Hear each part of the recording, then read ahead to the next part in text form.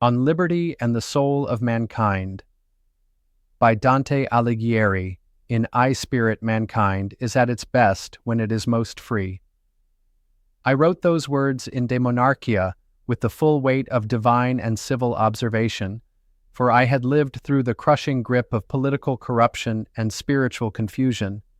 When I spoke of liberty, I did not refer merely to the loosening of chains or the absence of a tyrant's voice.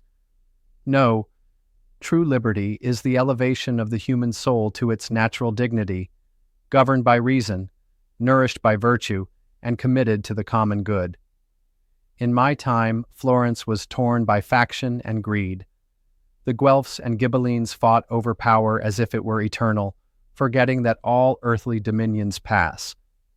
In the midst of this chaos, men invoked liberty, but few understood it. They saw it as license, not discipline, as the right to act without consequence, rather than the duty to act with justice. It is precisely because so many spoke of liberty with their lips but held tyranny in their hearts that I was exiled, condemned not by justice but by envy and deception. And yet, even in exile, I was more free than many who sat in seats of power. Why? Because I still possess the liberty of thought, the sovereignty of conscience, and the resolve to speak truth regardless of consequence. Now let us fast forward to your time. You who stand amidst unprecedented technological power and global interconnection are not so unlike the citizens of my Florence. You too have been promised liberty, through wealth, through information, through choice. Yet I ask, what governs your choices? Are they guided by wisdom or by impulse? Are they formed in reflection or in reaction? You chant the word freedom across your lands, freedom of speech, of commerce, of identity.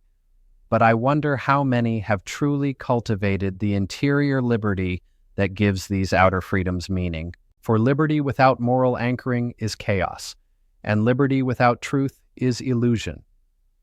Today's greatest threat is not the despot on the throne, but the subtle chains that bind the mind: disinformation, fear, tribalism, and consumer distraction. They present themselves not as enemies, but as comforts. Beware, for the loss of liberty often comes not by conquest, but by seduction. In my Divine Comedy, I journeyed through hell, purgatory, and paradise, not just as a poetic endeavor, but as a roadmap of the soul. I saw that those who lose freedom first lose clarity. They wander in darkness not because their legs are shackled, but because their eyes are veiled. They surrender responsibility to others, to rulers, to mobs, to machines, and when that happens, the soul, your most sacred possession, atrophies. So I ask of you, modern citizen, do not be deceived. Liberty is not the absence of law, but the alignment with right reason. It requires not only the defense of one's own rights, but also the active defense of others' dignity. It is forged not in outrage, but in discipline, not in noise, but in contemplation. To your leaders, I say, if you govern without cultivating liberty of mind in your people, then you are not sovereigns, but shepherds of illusion. To your thinkers and artists, if you do not illuminate the path toward freedom through truth and beauty, then your work is but ornament on a collapsing edifice. To your youth, if you inherit freedoms you did not fight to understand, you will squander them in your haste to find meaning elsewhere. And to all, remember that liberty is not given. It is not a possession. It is a practice. It is the daily commitment to seek truth, to choose with conscience, to stand against injustice, and to educate the heart as well as the intellect. Let this be my counsel for today and for the future. Guard your mind. In an age of infinite information, your discernment is your most vital shield.